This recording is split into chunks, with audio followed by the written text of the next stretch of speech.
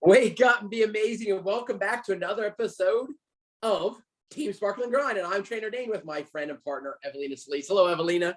Hey, everybody. How's it going? How's your week? I know. I hope everybody's back in their routine, waking up, getting to work, and ultimately, and what we're going to talk about today is caring for ourselves, right? The one common denominator in everything that we do is us. Exactly. And how many times do we neglect ourselves? Too many, for sure. Too many. I think most of us, especially in education, and both of us have been educators, we're still professional educators, just not in a classroom, is that we give and give and give. We don't fill our cup, and we can often feel overwhelmed, like we're not doing enough. And I guarantee everybody on here watching, listening, playing today is ultimately doing enough. And we'd like to share really just 3 easy tips, easy in the sense that they're easy in your mind. And the action may be a little bit harder, but everything that's easy to do is also easy not to do. So one of the things Evelyn and I were talking about is creating a list for your day, right? And then I say the reason we want to create a list, and then I'll let you expound on that, is that you get to control the controllable. If you say that you're going to get up at 6 a.m., you're going to eat breakfast, you're going to have coffee, you're going to get to school a half hour early, you're going to do your whatever on the board today or set out something for the kids, you're controlling that because you set it out ahead of time. And then you prepared, you planned, and now you get to execute your day. What do you think about that, Evelina?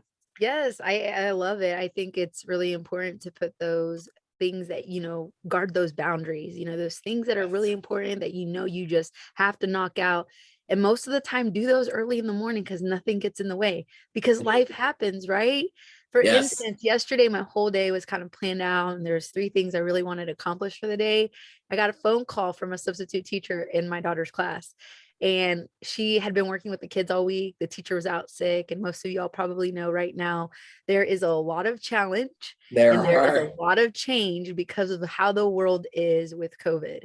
And I just get so upset that it wants to ruin everything, but I don't give it that much power. So the teacher called me and said, "Hey, is there some way we could arrange within 2.5 hours to bring the kids lunch, like a special lunch to school?" Right. And I was like, okay, that means moving around some calls and doing some things with my schedule, but I knew how much it would mean to them if we're feeling overwhelmed. If we're tired, I can't imagine with a 4th grade or 3rd grader what they're feeling having to navigate all of this. So I was like, okay, sometimes we just have to be willing to serve.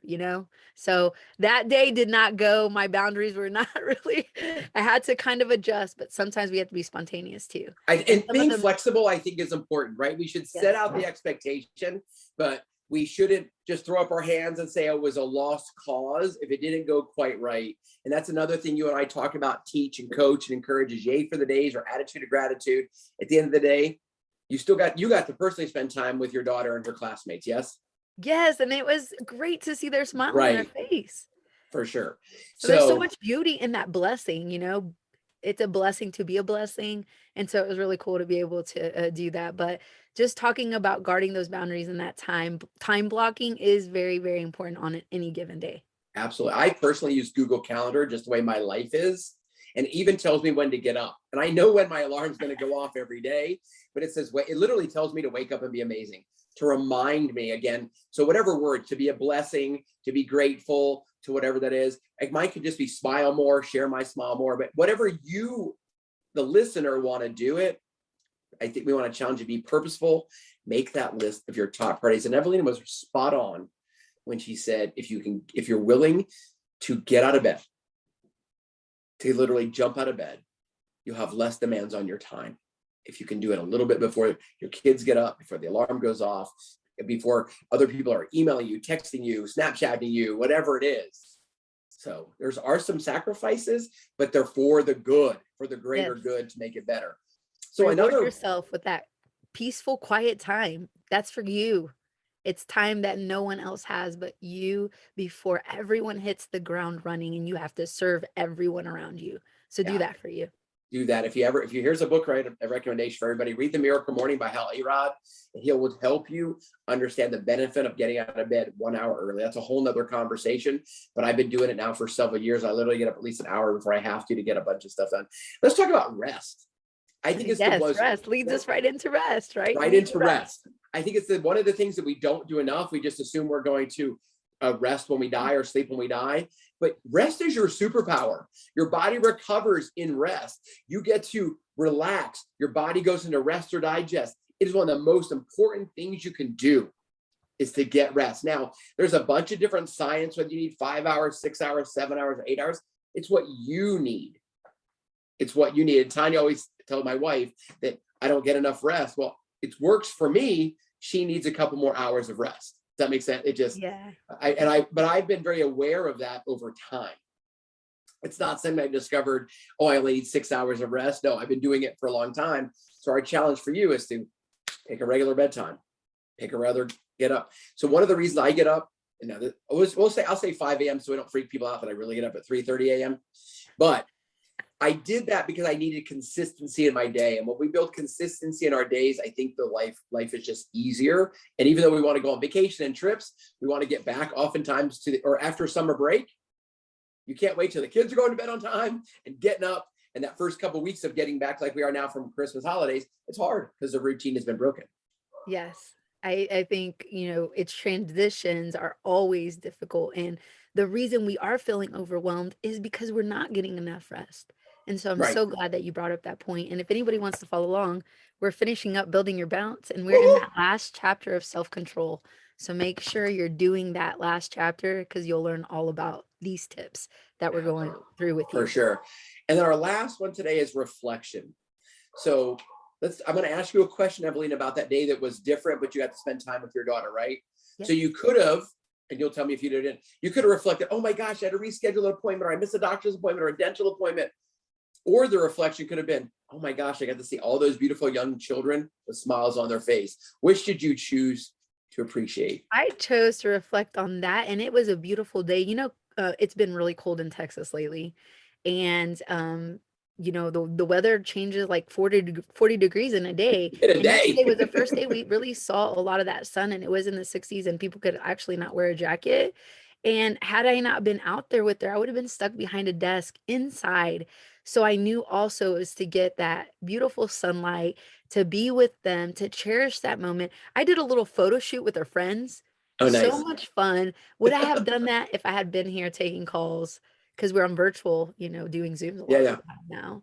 And it just was truly a blessing at the end of the day. And I know she's going to remember that, and all of them, because they got pizza, nuggets, French fries, cookies, and awesome drinks.